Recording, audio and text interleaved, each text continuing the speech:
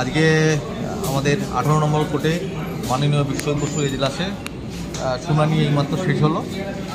এইবার আমাদের রাজ্য সরকারের যিনি অ্যাডভোকেট ছিলেন তিনি যে এফিডেভিটটা দেওয়ার কথা ছিল যে 15-20 যে সেন্ট্রাল আপলব্ধি দেয়, হ্যাঁ সেটা যে দেয় সেই ব্যাপারে তাদের যে বক্তব্য ছিল সেইটার ব্যাপারে বক্তব্য দেওয়ার কথা ছিল এফিডেভিট, কিন্তু সেটা বলছে তারা কিছুদিন সময় চায় এবং মাননীয় বিচারপতি এতে অসন্তুষ্ট হন বলে এত সময় আপনাকে দেওয়া হয়েছে, আমরা সময়, ঠিক আছে।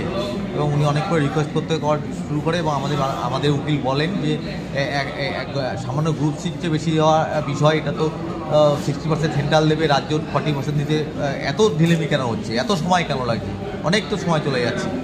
তা যাই হোক, মাননীয় বিচারপতি বললো ঠিক আছে, আমি 17 তারিখ একদম ফিক্সড ম্যাটার করছি, আগামী 17 জানুয়ারি কেসটা ফিক্সড ম্যাটার, ওই দিন আবার শুনানি হবে।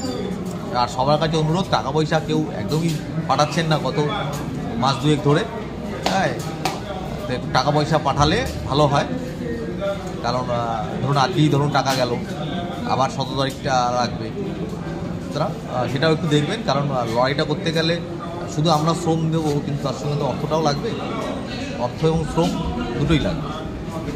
এবং এটা ভাববেন না যে এটার জন্যে কিন্তু আজকে যেটুকু কানাঘুষো ফাইল নাড়াচাড়া শুনতে পাচ্ছেন, ঠিক আছে, সেটা কিন্তু কেসের একটা পরোক্ষ প্রভাব আছে, ঘোষণা যার মাধ্যমেই হোক, আমাদের কোনো নামের দরকার নেই, কিন্তু কেসের কিন্তু একটা পরোক্ষ প্রভাব আছে। যা ফাইল শুনছেন নাড়াচাড়া ইন্ডোর যা কিছু শুনছেন, কিন্তু কেসের চাপ, সুতরাং এটাকে বজায় আমাদের রাখতে হবে। আশা করি সবাই বুঝতে পারছেন পরিস্থিতি এবং একটা লড়াইয়ের খুব কাছে চলে এসেছি আমরা, সুতরাং এখন ঘুরে দাঁড়ালে হবে না।